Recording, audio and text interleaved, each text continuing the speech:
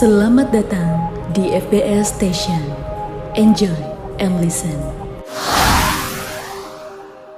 Oke, hai Sivitas Akademika Fakultas Bahasa dan Seni. Apa kabarmu hari ini? Senang sekali setelah sekian lama kita tidak adakan podcast ya. Dan podcast kali ini sangat spesial karena di sini Natia Iswari akan menemani kamu selama beberapa menit ke depan. Tentunya Natia tidak sendirian karena FBS lagi kedatangan tamu spesial yang tentunya akan menginspirasi kita, teman-teman di rumah yang sedang menonton ataupun mendengarkan podcast ini. Oke teman-teman, langsung saja kita saksikan, langsung saja kita panggilkan, bukan panggilkan, tapi di samping saya sudah ada narasumber saya yang sangat inspiratif yaitu Gilang Oka Pratama. Hai semua, perkenalkan saya Gilang Oka, selaku Putra Pendidikan Indonesia tahun 2022. Wow, luar biasa sekali. Kita kedatangan Mr. Education Indonesia 2022. Halo Kak Gilang, apa kabarnya? Halo, baik sekali. Baik sekali. Aduh, jangan tegang-tegang ya Kak ya, kita santai aja gitu. Karena saya agak grogi nih depan Kakak. Karena gitu. kalau perempuan dekat sama laki-laki ganteng gitu kan pasti grogi ya. Jadi tidak apa-apa, kita santai aja. Nah di sini nanti mau denger cerita dari Kak Gilang sendiri. Karena banyak sekali teman-teman kita yang mungkin belum tahu nih Kak ya, ajang Putra Putri Pendidikan Indonesia itu apa sih? Oke, ini langsung jawab. Boleh dong. Berapa detik? Berapa detik dimulai dari? 30 Kan ya, detik ya? dekat, Oh iya, 30 dekat. detik dimulai dari sekarang? Ya gitu. Oh gitu ya, langsung Jadi aja. ajang pemilihan Putra Putri Pendidikan Indonesia ini adalah ajang yang mengutamakan advokasi kita di bidang pendidikan, utamanya generasi muda ya teman-teman ya. Jadi di platform Putra Putri Pendidikan ini kita diberikan ruang bagaimana kita bisa untuk menginspirasi anak-anak muda di luar sana dan juga membantu dan mengetok keluarkan apa yang kita miliki dan pasti berguna untuk masyarakat nanti. Jadi dari kita untuk masyarakat dan juga untuk Indonesia pasti. Wow, luar biasa sekali. Berarti sudah termotivasi ya. Motivasinya apa nih yang paling spesifik nih untuk mengikuti ajang seperti ini? Oke, jadi pada tahun 2019 kemarin, ini sedikit cerita ya Nat ya. 2019 saya punya advokasi yang bernama Dear Dream.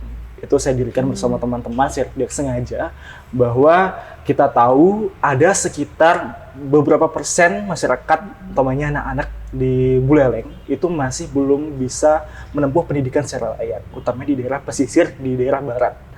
Itu kami lakukan research selama beberapa bulan di sana, dan juga kami menemukan beberapa anak-anak yang lebih memilih untuk bekerja daripada menempuh pendidikan. Sangat disayangkan kan, bahwa di usia mereka yang seharusnya menempuh pendidikan secara layak, namun mereka lebih memilih untuk bekerja. Kita juga tidak dapat mengelak bahwa ada faktor ekonomi dan sebagainya yang mempengaruhi hal tersebut. Jadi kami berusaha untuk memberdayakan mereka, bagaimana cara mereka untuk bisa menempuh pendidikan dengan baik dan juga mengembangkan soft skill mereka. Dan tidak hanya itu, saya juga menggandeng beberapa organisasi-organisasi seperti Bali Baca Buku untuk bisa mengajar bersama di sana. Wow, luar biasa sekali. Nah, yang nyantol sedikit di pikiran nanti ya, Dear Dream. Nah, itu kenapa tuh namanya harus Dear Dream gitu? Oke, itu berawal dari sebuah mimpi. Waduh. Jadi dulu tuh aku punya mimpi yang besar untuk membangun sebuah sekolah dan juga yayasan. Jadi mungkin berawal dari Dear Dream ini, mimpi-mimpi kita sama-sama kita bisa mengumpul sebuah mimpi dan kita bisa menggantungkan itu setinggi-tingginya, dan juga nanti kita akan bisa berkolaborasi dan sebagainya untuk memajukan Indonesia yang lebih baik. Dan saya harap melalui Dream ini tidak hanya mimpi saya, tapi mimpi sejuta anak nantinya dapat diraih oleh mereka melalui tangan-tangan kita. Wow, luar biasa sekali. Tepuk tangan dulu pemirsa di rumah ya. Wow, sangat menginspirasi ya. Tapi nih Kak ya, dari melalui ajang kemarin, berarti Kakak sudah bisa meraih apa yang menjadi tujuan Kakak gitu ya. Gitu ya. Nah, dengar-dengar juga Kakak kan baru datang dari Bandung. Iya. Benar? Wow, berarti dari Bandung, dari Bali ya. Utamanya berarti Kakak mewakili Bali ke kancah nasional. Wow, dan dengar-dengar juga Kakak menjadi salah satu top 3 di Putra Putri Pendidikan Indonesia, Pendidikan Indonesia ya. Oke, agak belibet karena agak sedikit grogi ya teman-teman ya. Wow, karena karismanya sangat kuat di sini. Tapi mungkin nanti mau dengar sedikit cerita rangkaian kegiatan Kakak selama karantina di sana. Boleh dong Kak ceritain? Oke. banyak ya denger-dengernya kan nanti. Iya, banyak denger karena kan di FBS Undiksa ini lagi buka question and answer ya. Oh, gitu. Dan kebetulan ada yang nanya seperti itu, Kak. Oke, jadi rangkaian itu sangat panjang nih ya. Jadi kita ada sekitar 3 bulan rangkaian karantina. Itu karantina, ada karantina online dan juga karantina offline. Jadi karantina di pertama itu di bulan Juli. Di bulan Juli itu sudah mulai kita ada namanya prakarantina sampai dengan bulan Agustus. Dan kemudian pada bulan Agustus juga itu dilaksanakan karantina online. Dan bulan Juli kemarin kita karantina offline dan sekaligus grand final. Itu kita ada yang namanya pembekalan tentang pendidikan dan konferensi pendidikan.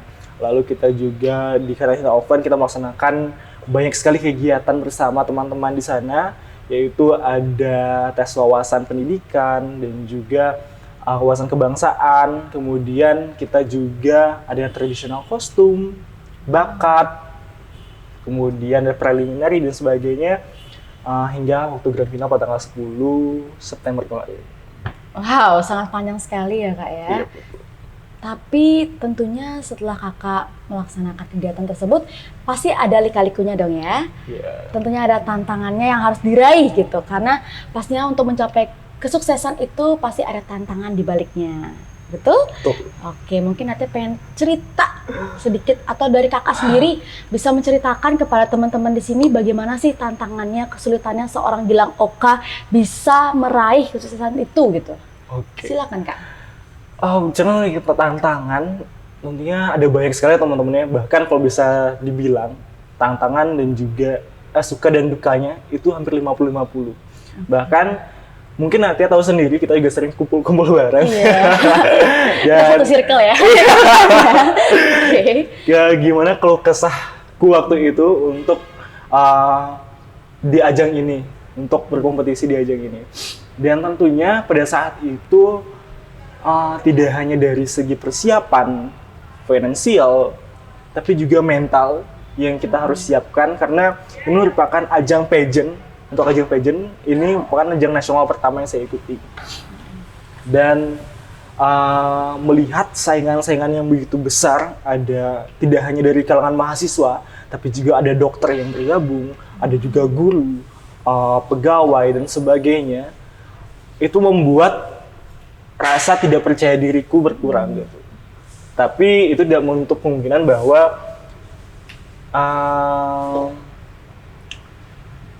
saya bisa bertanding juga di situ dan bersaing bersama mereka, dan kita melakukan yang terbaik di sana.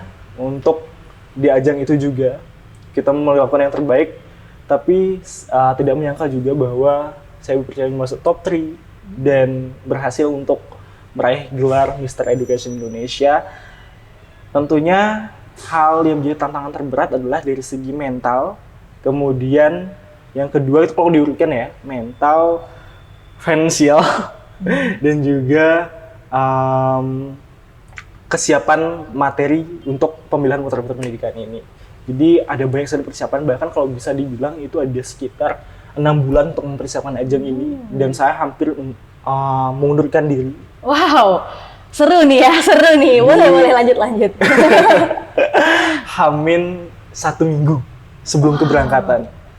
Itu saya udah hampir mengundurkan diri, sudah menghubungi pihak direktur di sana bahwa saya akan mengundurkan diri karena saya sudah ada berbagai macam hal yang memengaruhi itu.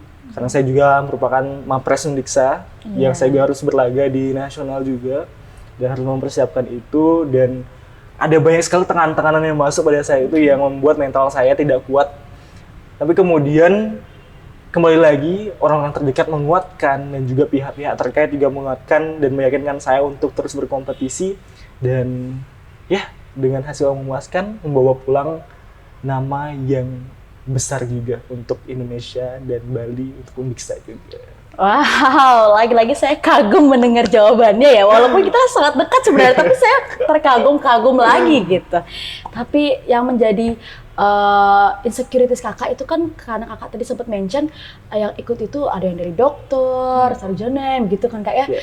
Nah nanti penasaran nih bagaimana cara kakak mengelola rasa insecure kakak? Oke. Mau rasanya insecure itu pada intinya kita percaya pada diri kita sendiri dan terus meyakinkan diri kita sendiri kita memiliki our own uniqueness. Itu pasti kayak udah mainstream banget ya dibilang, tapi that's the real point of us ya as a youth gitu, bahwa kita harus mempercayai diri kita memiliki keunikan tersendiri dan kita tidak boleh mengkomparasi diri kita terhadap orang lain. Jadi pada saat itu aku lebih senang itu ketika aku memiliki suatu hal yang berbeda dari orang lain.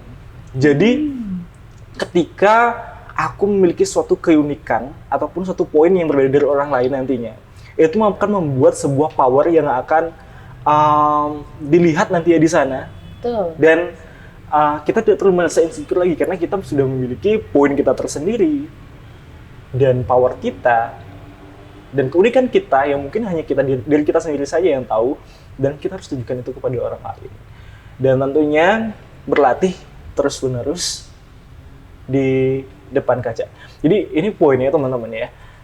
Dulu ketika aku merasa insecure, itu ketika aku bangun pagi, aku selalu melihat ke cermin nanti ya. Aku selalu lari ke cermin bahwa kalau hari ini saya meninggal, hal besar apa yang akan saya lakukan. Jadi itu secara tidak langsung memengaruhi alam bawah sadar kita untuk terus berinovasi dan juga menekan kita untuk bisa terus maju dan menggapai apa yang belum kita raih. Itu menjadi salah satu poin yang mungkin membantu saya selama ini, dan juga pede aja gitu. Jadi di depan kaca pun aku selalu bilang, anjay, aku ganteng gitu ya. Iya dong, beneran dong. Ya. Kita harus bisa percaya sama diri kita sendiri. Jadi latih aja, tapi teman-teman jangan lakukan itu di depan orang banyak ya. Jadi cukup cengam diri kalian aja. Jadi yakinkan diri kalian bahwa kalian itu beda dan kalian punya keunikan diri sendiri. Poinnya unik. Unik, benar. Nah, ngomong-ngomong tentang keunikan nih ya, ini karena seru banget topiknya. Kakak sempet nggak sih ngerasa kakak itu unik? Nah, dari segi apa sih kakak itu unik? Nah, kapan sih kakak menyadari bahwa kakak itu unik gitu? Oke. Sejak kapan? Mungkin sejak SMP ya. SMP itu sudah merasa unik karena dari segi mungkin kepercayaan diri. Kepercayaan diri. Jadi SMP itu saya mulai bergabung organisasi OSIS. Dan kemudian awal juga mengikuti kompetisi-kompetisi tingkat nasional dan juga provinsi itu dimulai dari SMP. Jadi saya merasa percaya diri bahwa ketika berbicara di depan umum, saya merasa ada kepuasan tersendiri. Ketika berbicara di depan umum dan juga berbagi kepada orang lain, saya merasa puas karena telah bisa menginfluence mereka ya, dengan sebuah motivasi dan juga mungkin menginspirasi mereka. Hal itu menjadi kesenangan dalam diri saya bahwa wah, ternyata saya bisa berguna bagi orang lain melalui apa yang saya katakan dan juga pengalaman apa yang saya telah lakukan dan dapat dijadikan cerminan bagi orang lain. And that's such a good point for me to inspire them and also for me to believe in myself and to be in confidence. Wow, tepuk tangan lagi boleh gak sih? Ini banyak banget ya, kayak ini motivasi datang dari seorang Gila Oka. Bagaimana nih ya Kak Gilang ya, sangat-sangat mental breakdance gitu ya kan. Bersanding dengan orang yang berkarisma, berpendidikan ya kan, berprestasi tinggi. Nah, tapi ngomong-ngomong tentang public speaking, karena tadi Kakak sempat mention public speaking ya, Kakak memiliki rasa kepuasan yang tinggi ketika Kakak berbicara di depan umum. Nah, ini datang lagi nih ya, sambil jalan ya, ada lagi nih pertanyaan ya Kak ya. Pas banget karena Kakak mention public speaking, ada yang nanya nih dari Kak Cok Sandi. Nah, cara melatih public speaking ala Kakak tuh gimana sih? Jadi dalam public speaking itu dulu aku sempat belajar tuh SMP, mungkin udah awam juga. Ketika mungkin teman-teman juga yang sudah pernah ikut di webinarku, dan ketika aku juga melakukan pembekalan di luar sana, aku bilang bahwa ketika kita melakukan konsep public speaking, there are 4 aspect that we have to know.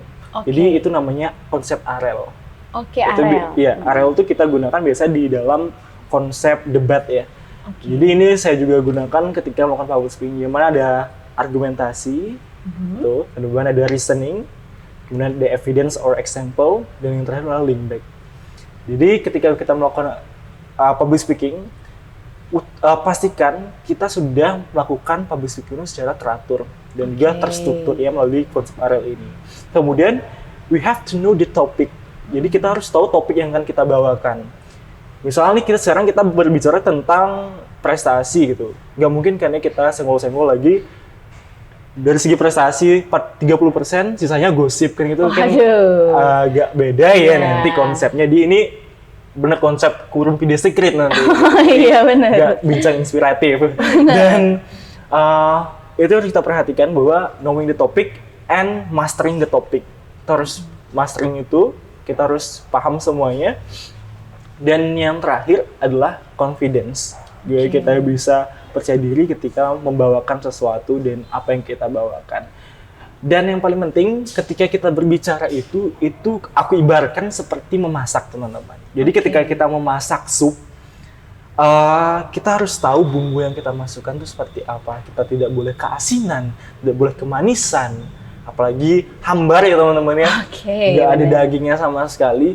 Jadi utamakan kita balancekan semua itu, ada asin, manis, dan pastinya gurih ya masakannya. Jadi sehingga apa yang kita suguhkan dinikmati secara penuh oleh yang menikmati. Betul. Kan? Betul? Betul. Dan apa yang kita suguhkan juga harus sesuai dengan usia dan juga target yang kita berikan. Wow. Tapi karena tadi kakak mention webinar ya kak ya. Nah, udah berapa webinar sih yang kakak bisa berikan gitu ya kepada khalayak ramai, karena pada saat Natia maba dulu, asik ini agak cerita dikit ya, kenapa bisa kenal seorang Gilang Oka gitu.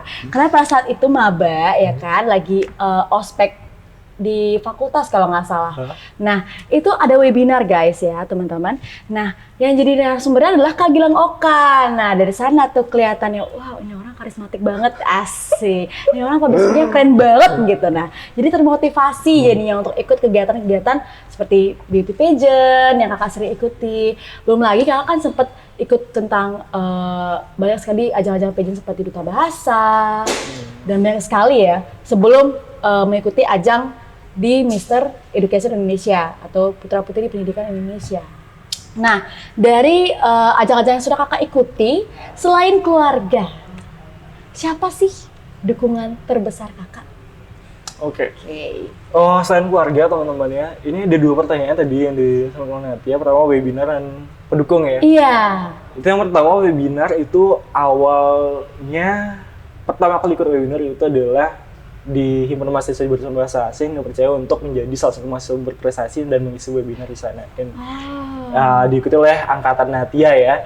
Dan kemudian untuk webinar nasional sendiri saya sudah mengikuti 3 webinar nasional menjadi salah satu narasumbernya. Dan pertama kali menjadi narasumber itu pada tahun 2020 untuk webinar internasional. Jadi how to being productive in pandemic situation. Itu dilaksanakan oleh Presiden University. Dan saya menjadi salah satu kandidat untuk narasumber di sana. Dan ya setelah hari ada sekitar 500-an peserta dari seluruh beberapa negara yang masuk ke dalam webinar tersebut. Dan itu menjadi salah satu pengalaman yang sangat luar biasa bagi saya.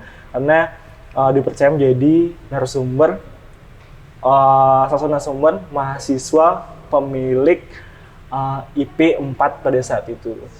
Jadi pada saat itu pun di pihak Presiden University mempercayai saya untuk jadi salah satu bagian dari mahasiswa mereka. Gitu. Dan kemudian untuk pertanyaan kedua, selain keluarga ya nanti namanya ada teman-teman, sahabat yang memotivasi saya, dan juga tentunya pihak-pihak dosen pembimbing dan juga fakultas dan lembaga yang selalu memberikan dukungan yang secara luar biasa untuk saya. Oke, wow. Tepuk tangan lagi ternyata saya karena terkagum-kagum lagi gitu dengan jawaban seorang Gilang Oka, webinar internasional. Nah, saya benar-benar tercantol-cantol nih ya karena kakak sempat mention webinar internasional ya kan. Nah, ini yang menariknya itu ya dari Presiden University. Bagaimana sih itu ceritanya? Kok bisa sih Presiden University mengajak kakak gitu untuk menjadikan kakak sebagai salah satu narasumber di webinar itu? Oke. Ini menarik sekali bahwa pada awalnya pada 2020 kemarin saya mendaftar ke dua universitas. Pertama itu Presiden University dan juga Universitas Pendidikan Ganesha. Jadi di Presiden University saya mendapatkan grade score perfect itu 4. Kemudian diselingi juga dengan prestasi-prestasi yang mungkin mumpuni untuk mereka, dan kemudian menjadi salah satu peringkat tertinggi pada saat itu dan dibarengi dengan teman-teman yang lain juga. Jadi kelima besar tersebut dijadikan narasumber untuk international webinar pada saat itu dengan bahasa Inggris yang belum sangat fluent pada saat itu dan yang seadanya, tapi saya memberanikan diri untuk bisa berpartisipasi di sana. Kuncinya adalah berani dan percaya diri. Betul. Wow. Oke. Ya. Mungkin kita bisa lanjutkan lagi dengan soal-soal yang sudah ada di question and answer di FBS Undiksa ya. Tadi sudah sangat jelas sekali disampaikan oleh Kak Gilang Oka bagaimana ceritanya dia bisa menjadi salah satu narasumber di webinar internasional dan ternyata mendaftar di 2 universitas, teman-teman. Luar biasa sekali. Oke, lanjut ya dari question and answer di FBS Undiksa. Oke, kita pilih-pilih ya, pilih-pilih aja. Oke, ada satu pertanyaan menarik nih dari salah satu followers di FBS Undiksa yang menanyakan, apa sih motivasi terbesar kakak yang selalu buat kakak tetap semangat hingga saat ini? Hingga saat ini banget ya, bukan sebelum pada saat kakak mau mencapai suatu penghargaan begitu. Motivasi apa sih? Jadi teman-teman perlu sedikit cerita ya nanti ya. Pada saat jenjang sekolah dasar dulu, saya sempat dibully karena proporsional bentuk badan yang tidak sesuai dengan standar mereka mungkin, dan juga pada saat itu saya merupakan orang yang penyendiri, teman-teman, dan saya merupakan orang yang sangat tidak percaya diri. Ketika ditanya oleh guru pun saya akan kaget ketika ditunjuk dan bahkan bisa sampai nangis, teman-teman. Sedih. Dan itu membuat saya Down. Iya, buat saya down. Dan ketika itu meski pada saat sekolah dasar itu nilai saya tidak seburuk yang teman-teman bayangkan, saya juga bisa mengikuti. Namun ketika berbicara pun saya tidak bisa keluar itu di depan kelas. Hal itu yang memotivasi saya ketika masuk ke sekolah menengah pertama SMP. Jadi ada salah satu guru yang bilang, kalau kamu gini aja, kapan kamu bisa bangkit lagi gitu. Dan benar juga gitu, ke-trigger ya. Dan itu menjadi salah satu hal yang membuat saya termotivasi sampai sekarang. Dan juga dengan bullying tersebut, bullying yang dilontarkan oleh teman-teman itu tidak mungkin tidak secara fisik kan, secara verbal, tapi itu masih tersimpan ya sampai sekarang. Jadi teman-teman ini yang punya masalah atau sebagainya, tolong dijaga ucapannya, benar ya. Jadi karena itu satu kata itu bisa merubah segala hal loh, teman-teman. Jadi hati-hati dalam berucap kata.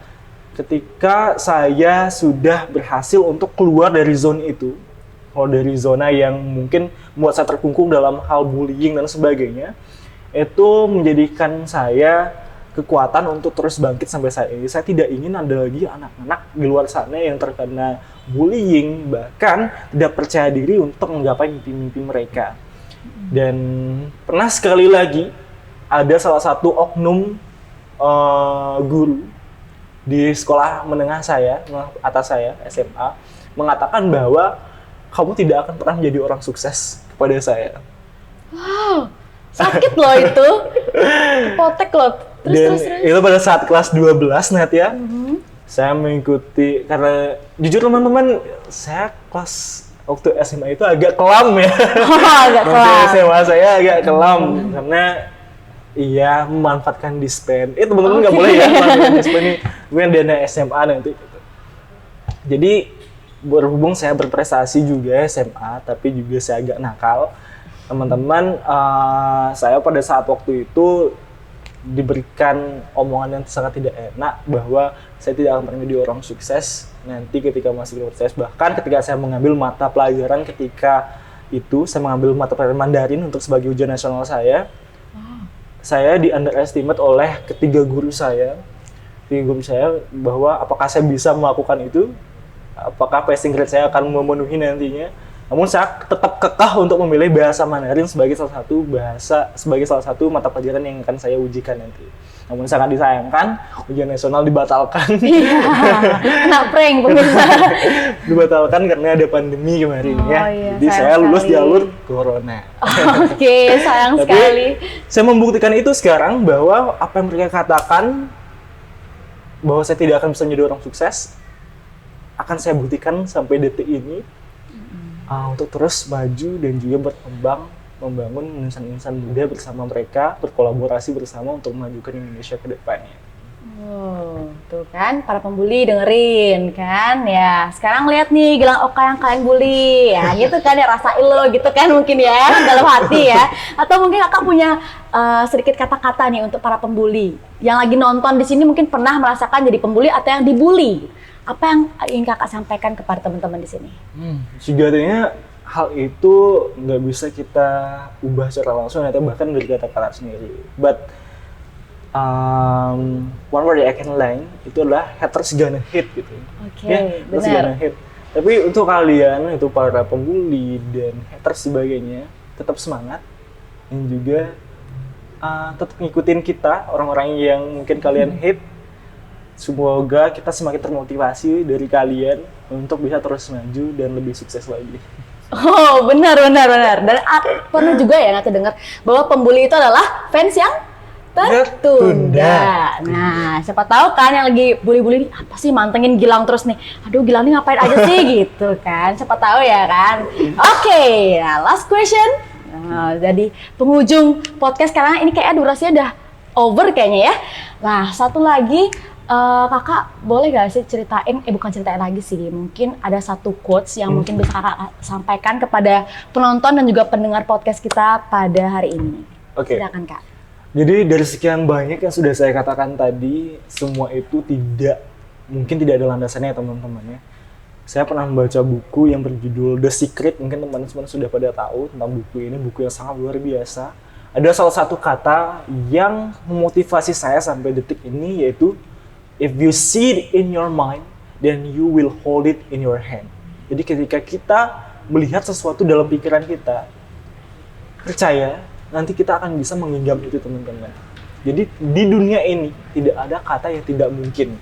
Bahkan ketika mimpi kalian tertunda, itu mungkin belum saatnya teman-teman. Akan ada hal-hal luar biasa nanti di luar sana yang belum kalian coba. Tetap mencoba, tetap berusaha sehingga kita bisa menjadi lebih baik lagi nanti.